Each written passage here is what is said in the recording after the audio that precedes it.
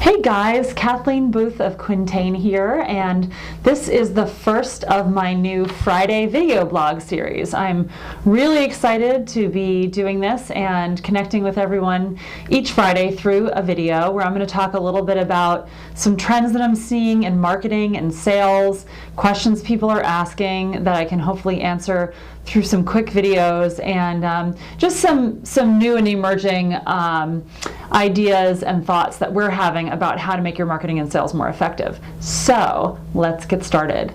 I want to start this week by recapping a conversation that my team was actually just having in a meeting earlier today.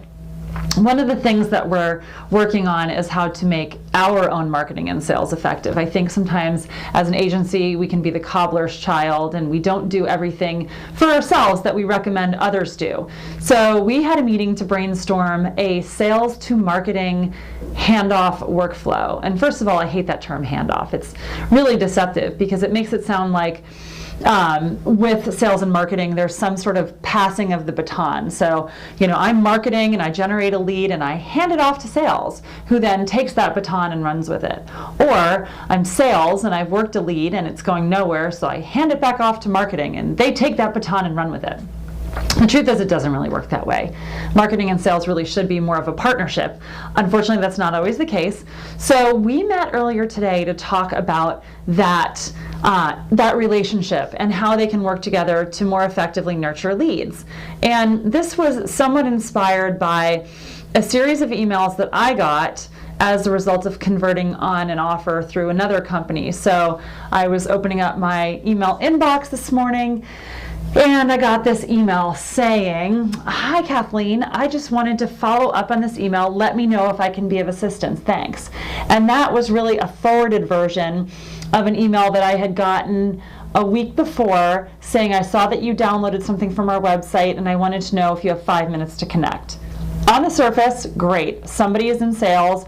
They saw that I converted as an inbound lead on an offer on their site and they're following up. And that sounds like it's what you should do. And at a certain level it is. But what I don't like about this particular workflow is the salesperson really isn't offering me anything of value. I converted on a simple ebook. It was the first time I ever converted on anything with this company. And basically what I'm getting in response is, "How about we schedule a 5-minute phone call?" Well, nothing I've done has indicated that I'm interested in a 5-minute phone call. I haven't reached out and filled out a contact us form. I really wasn't converting on what I would call a bottom of the funnel offer. I just downloaded one simple ebook that was an introductory topic. So what might be a better way to treat me as a lead? Well, first of all, a better way would be to not start out by trying to book a sales call. It might be helpful to begin by offering me some good follow-on resources. So maybe links to blog posts that have something to do with the topic of the document that I downloaded, or an invitation to a webinar on the subject. Those are all ways that you could help me take a deeper dive into this as a salesperson without coming across as pushy and without basically, infringing upon my time and asking for a call. So this was really the inspiration for our meeting, and what we talked about is it's one thing to come up with a great workflow when you have a lead that converts, but what happens when your sales team has worked that lead and it's gone cold and you want to start to push that lead back into more the realm of marketing than sales? The classic name for that is a sales to marketing handoff. Again, I don't like the word handoff, but if that's what you call it, fine. The idea is that even once something's become an opportunity, there are times when they need to be put back into a marketing nurturing flow. And what should that marketing nurturing flow look like? So here's what we came up with. Really, you need about 6 to 8 touches after you've taken an opportunity out of the sales pipeline and put it back into the marketing nurturing realm. And those touches should really be focused on educating and not selling.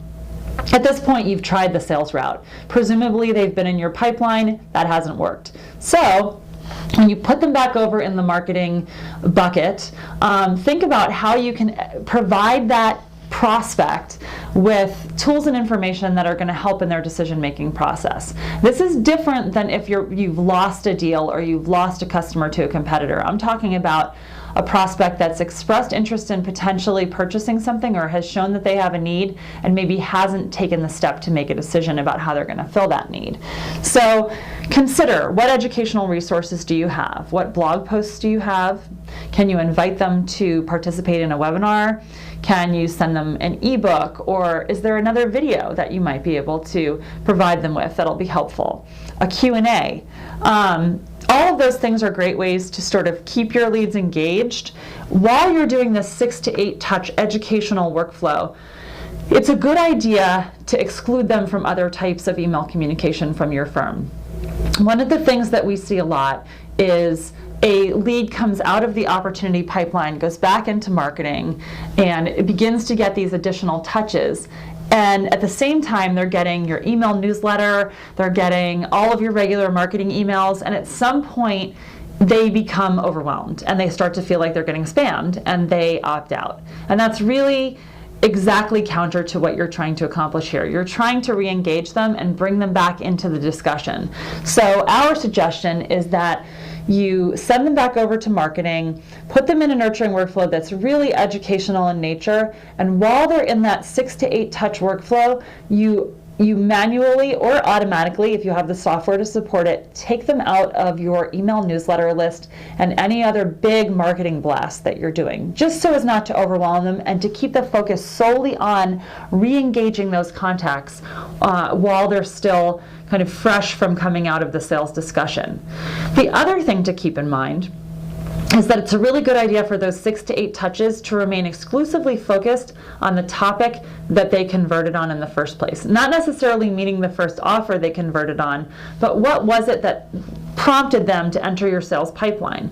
So in our case, we help some clients with inbound marketing, we help others with web design, others with sales consulting, and others with promotional marketing. So if somebody enters into a sales conversation with our director of sales about a website redesign, what I'm talking about is if that lead starts to go cold and really comes out of the sales pipeline, Rich, our director of sales, can pass that over to our marketing team.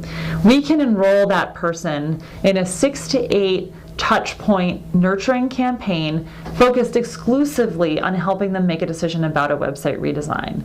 And I'm not talking about promoting why we're so good at website redesigns or sending them examples of sites we've done. I'm really talking about very educational pieces like an article on what the top web design trends are for 2016. Maybe something like a list of questions that they should ask when evaluating a website redesign vendor, or how to write an RFP for a website redesign. Those are all pretty helpful for somebody who's close to wanting to engage a partner for that kind of a project, but they're not pushy, they're not salesy, and they're not self-promotional. So 6 to 8 touches, really educational in nature, and at the end, there's no reason you can't have kind of a classic breakup email that acknowledges, hey, I've been sending you all these resources, haven't heard back from you. I'm going to stop because it seems like you might not be interested at this time, but feel free to consider me a resource and reach out if you have any questions. And at that point, you can always re-opt them into your newsletter and your other marketing blasts. So those are some things to keep in mind if you are trying to achieve better alignment between your marketing and sales teams. There's lots of ways you can use automated lead nurturing sequences to keep your leads engaged and to move them down the funnel even after they've come out of your opportunity pipeline. So food for thought. Do you have educational resources that you can share with your leads? Are you creating content? And if so, is it salesy in nature or is it educational in nature? I'd love to know if any of you are experiencing feedback from these kinds of workflows, or if you're experimenting with them in the first place. So if you would, tweet me at WorkMommyWork and share what you're doing, or share your comments in the blog post. Thanks for listening. This is the first of my Friday video blog series. I will be posting a new video blog every Friday, and I hope you'll tune in. So have a great weekend. Thanks.